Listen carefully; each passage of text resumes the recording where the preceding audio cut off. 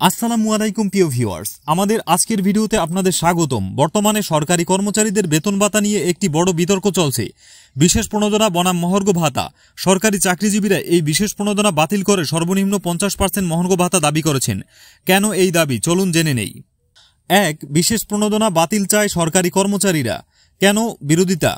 সম্প্রতি সরকার বিশেষ প্রণোদনা ঘোষণা করেছে, যা প্রথম থেকে নবম গ্রেডের জন্য 10% এবং দশম থেকে 20 গ্রেডের জন্য 15%।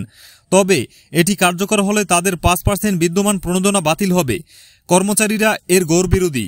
তাদের মতে 11 থেকে 20তম গ্রেডের ক্ষতি। এই প্রণোদনায় নিম্ন গ্রেডের কর্মচারীরা, বিশেষ করে 11 থেকে 20 গ্রেডের ক্ষতিগ্রস্ত হচ্ছেন। মূল্যস্ফীতির সাথে অসামঞ্জস্যতা। লাগামহীন মূল্যস্ফীতির বাজারে এই প্রণোদনা অপ্রতুল।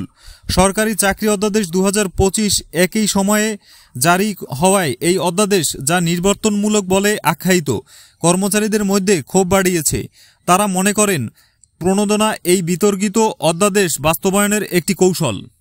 2. সর্বনিম্ন 50% মহার্ঘ ভাতা চাই তারা।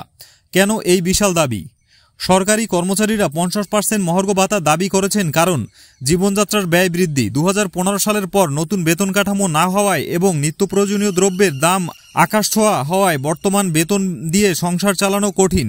50% মহার্ঘ ভাতা তাদের জীবনযাত্রার ব্যয় মেটানো জরুরি। অর্থনৈতিক বৈষম্য দূরীকরণে তারা একটি ন্যায্য ও কার্যকর মহার্ঘ ভাতা চান, যা সকল গ্রেডের কর্মচারীর জন্য লাভজনক হবে। আন্দোলনের হুঁশিয়ারি। বিভিন্ন কর্মচারী সংগঠন দাবি আদায়ে আন্দোলন শুরু করেছে এবং হুঁশিয়ারি দিয়েছে যে দাবি না মানা হলে আরও কঠোর কর্মসূচি, এমনকি লাগাতার কর্মবিরতিতে যাবেন। দ্রব্যমূল্যের ঊর্ধ্বগতি এবং সরকারি কোষাগারের চাপের মধ্যে এই জটিল দাবির সমাধান কিভাবে হবে তা এখন দেখার বিষয়। প্রিয় দর্শক, এই বিষয়ে আপনার কি মতামত? সরকারি কর্মচারীদের দাবি কি যৌক্তিক? আপনার মন্তব্য কমেন্ট বক্সে জানান।